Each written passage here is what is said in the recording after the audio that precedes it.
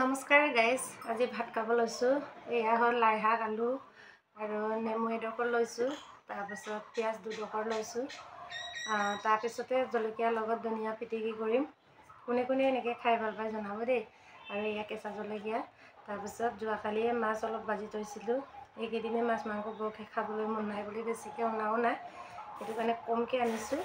আৰু এতিয়া আপোনালোকে চাই থাকিব, মই ভাত খাম।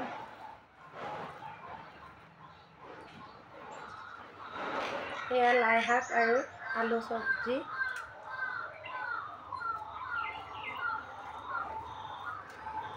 ভাতৰ কাঁহীৰ পৰা সদায় বাতিটো তলত নমাই কিনি ভাত খাব লাগে, নহ'লে কষ্ট পায় বুলি কৈছে, খাব নাপায় হেনো। আৰামৰ ওপৰত আৰাম বিচাৰে বুলি কৈছে, সেইটো কাৰণে এনেকৈ খাব লাগে। আমাৰ ইয়াত ঢেৰ চৰাই চিৰিকটি আছে, ভাত খাবৰ সময়তে কান্দি থাকে, কৌ কৌ কৌ কৌ কান্দি থাকে। কৃষ্ণ, এতিয়া ভাত খাই লওঁ।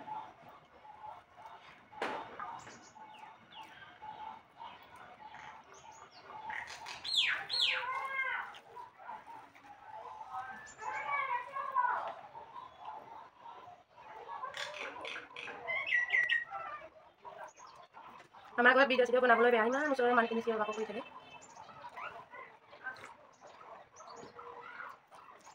কালিৰ পৰা ঠাণ্ডাত উঠিব পৰা নাই, ইমান ঠাণ্ডা লাগিছে।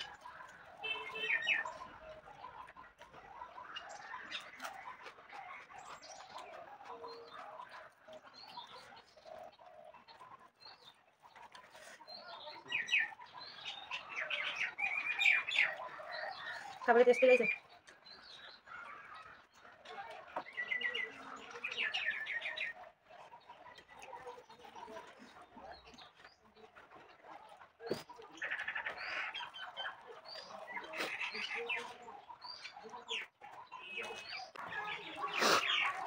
ইমান ঠাণ্ডা লাগিছে যোৱাকালিৰ পৰা। ৰাতি বৰষুণ দিব, ৰাতিপুৱা সোনকালে উঠিব নোৱাৰে, ইমান কষ্ট।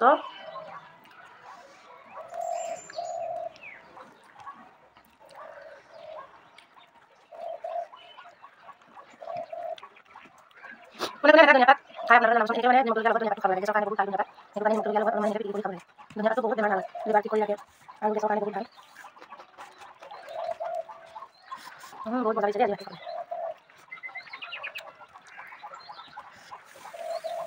লাই পাত দি বনাইছোঁ।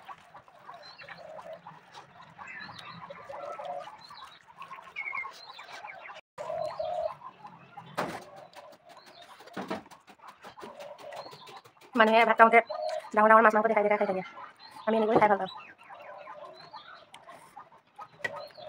টেষ্টি।